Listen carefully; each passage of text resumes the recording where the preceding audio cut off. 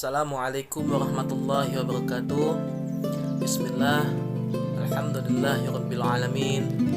Wa bihi nasta'inu 'ala umuri dunya waddin wa 'ala alihi washabbihi ajma'in amma ba'd. Baik.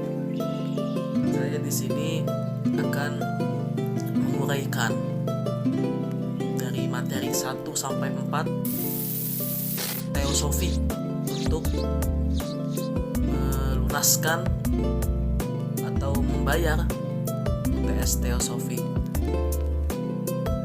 Jadi di sini pertama materi 1 yaitu adalah pengertian dan sejarah perkembangannya.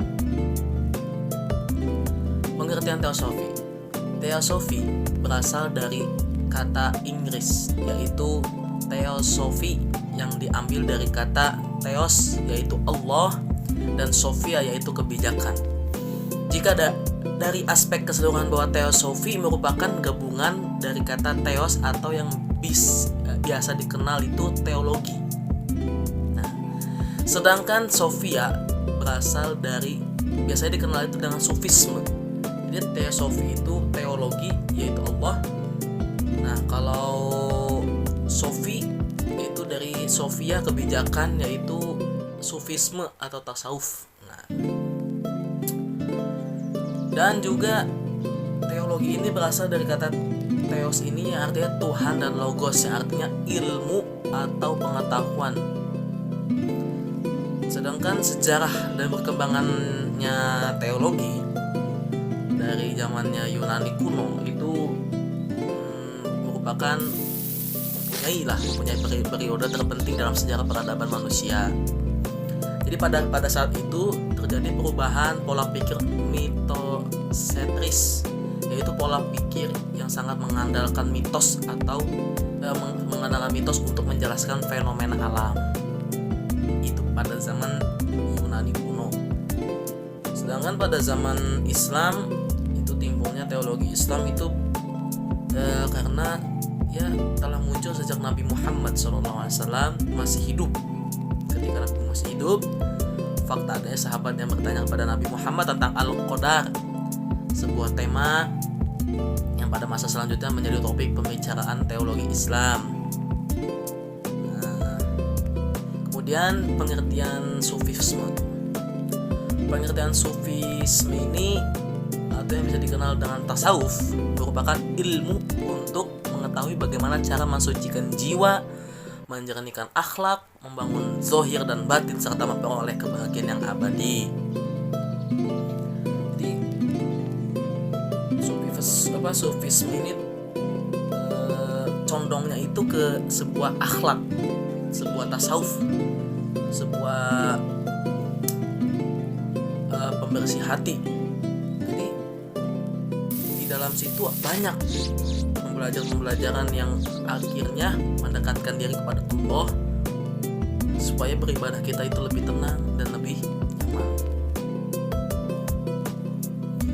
Kemudian selanjutnya merujuk kepada materi yang kedua yaitu jejak Imam Al-Ghazali dan Ibnu Arabi. Jadi di sini ada pemikiran-pemikiran Imam Al-Ghazali dan pemikiran Imam Ibnu Arabi.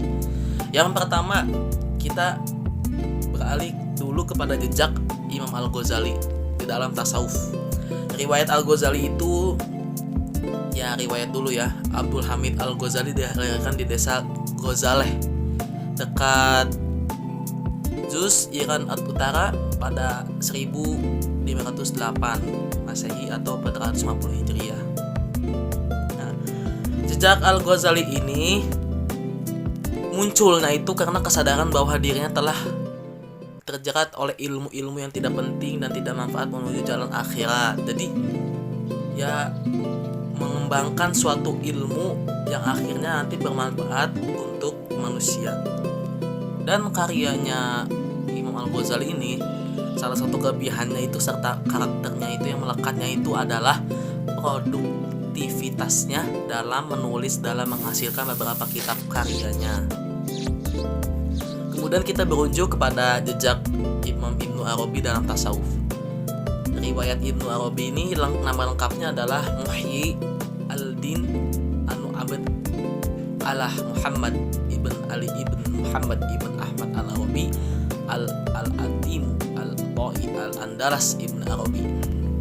Nah, jejak pemikiran menurut pemikiran Ibn Arabi ini dikenal sebagai seorang filosof mistik di kalangan muslim, di mana dia memberikan tekanan-tekanan esoteris, dimensi-dimensi mistik dalam pemikiran Islam. Nah, jadi dalam jejak Ibn Arabi ini dia akan melihat segi adanya kebersamaan antara wujud Tuhan dan wujud alam, dan wujud Tuhan ini bersatu dengan wujud alam, maka menyimpulkannya itu adalah wujud mutlak, yaitu wujud Tuhan satu-satunya wujud adalah wujud Tuhan. Nah, jadi satu-satunya wujud itu adalah wujud Tuhan. Itu jejak pemikiran Ibnu Arabi, dan karya-karyanya Ibnu Arabi ini diantaranya kitab Al-Futuhat Al-Makkiyah fi Ma'rifat Al-Asrar, Al-Malikiyah Al-Mulkiyah, kemudian kitab Fusus Al-Hikam, kemudian kitab Rasail Ibnu Arabi. Kemudian kita berunjuk kepada materi yang ketiga, yaitu perbedaan pandangan di kalangan filosof dan sufi mengenai Tuhan, manusia, dan alam. Secara teosofi, metafisika menempati posisi sentral yang mempengaruhi berbagai konsep inti dalam suatu konstruk pemikiran, di mana pada gilirannya ia akan terjelma dalam aspek-aspek yang lebih praktis seperti halnya isu-isu pendidikan, sosial, moral, ekologi, dan lain-lain.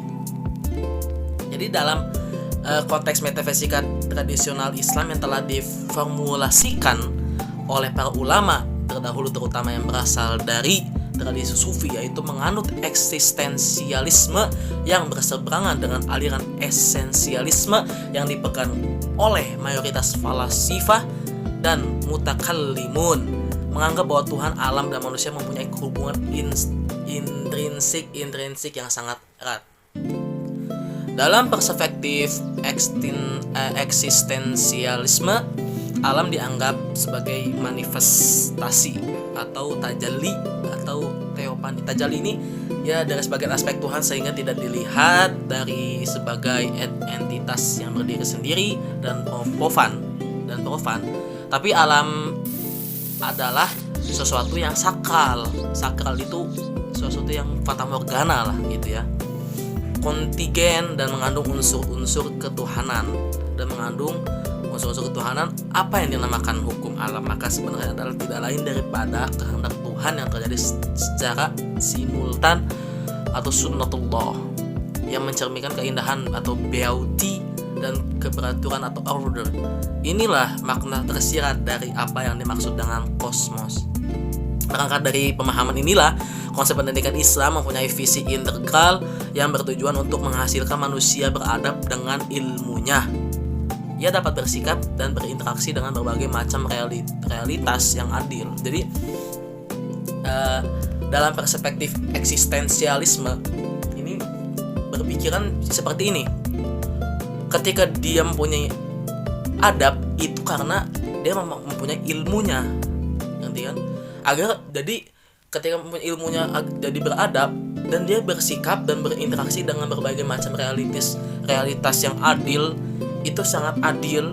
Jadi ya seperti itu, tidak lain secara simultan atau sunnatullah. Kemudian kita berunjuk kepada materi yang keempat, yaitu teori kenabian antara nabi dan filosof dalam pandangan filosof dan sufi. Nah, ini yang paling bahasannya ini yang paling bisa dipikirkan oleh kita, bisa disimpulkan oleh kita, paling seru lah, paling ini lah.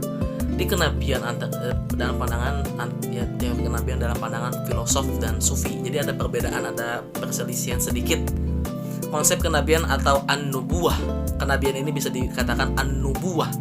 Pada hakikatnya konsep kenabian adalah suatu bentuk upaya paling penting yang pernah dilakukan oleh para filsuf muslim di dalam mendamaikan filsafat dan agama.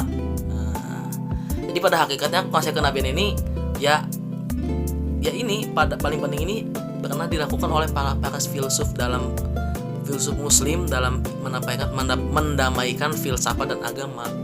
Jadi harus ada orang-orang terpercaya sehingga bisa disimpulkan untuk bisa mendamaikan filsafat dan agama. Filsafat ini ya sejarah dan agama, akal dan akal, bahasa langit dan bahasa bumi. Filsafat, agama, akal dan akal, bahasa langit dan bahasa bumi itu didamaikan sehingga perselisihan ini bisa terpecahkan oleh kepala dingin. Kedua, teori kenabian menurut Ibnu Arabi. Di sini ada menurut Ibnu Arabi. Jadi teori kenabian menurut Ibnu Arabi ini secara tegas Ibnu Arabi menyatakan bahwa dirinya itu sebagai pengikut setia Nabi. Namun secara nyata ia menyatakan bahwa kewalian lebih utama daripada kenabian. Menurut Ibnu Arabi, teosofi kenabian ini menurut beliau itu lebih diutamakan kewalian daripada kenabian. Entahlah. Nomor 3, teori kenabian menurut Al-Ghazali.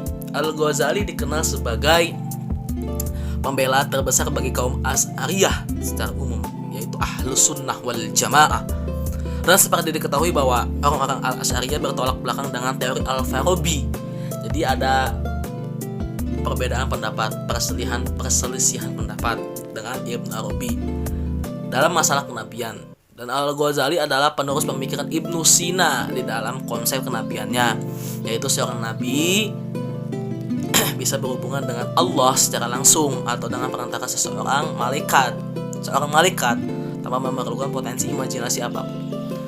Jadi menurut pemikiran Al-Ghazali ini, kenabian itu adalah seorang nabi yang bisa berhubungan langsung dengan Allah atau dengan perantara seorang malaikat tanpa memerlukan potensi imajinasi apapun. Secara akal manusia itu tidak akan nyampe bagaimana nabi itu bisa langsung berkomunikasi dengan Allah, baik itu secara langsung maupun dengan perantara seorang malaikat. Jadi itu sangat bertentangan, ya berselisih lah dengan pendapat teori kenabian pendapat Ibnu Arabi gitu. Jadi menurut Ibnu Arabi, kewalian lebih utama daripada kenabian, sedangkan ya menurut Al-Ghazali ini sebaliknya gitu. Karena bisa langsung berinteraksi dengan Allah ataupun dengan perantara seorang malaikat kepada Allah itu. Mungkin segini saja dari penjelasan saya. Kurang lebihnya mohon maaf. Yang terhormat Bapak Aruma Mubarak, mudah-mudahan dengan penjelasan saya ini saya bisa menambahkan ilmu yang didapatkan dari Bapak dan juga bisa memberikan manfaat kepada yang lain. Syukran. Wallahu muwaffiq ila aqwamit thoriq. Assalamu alaikum warahmatullahi wabarakatuh.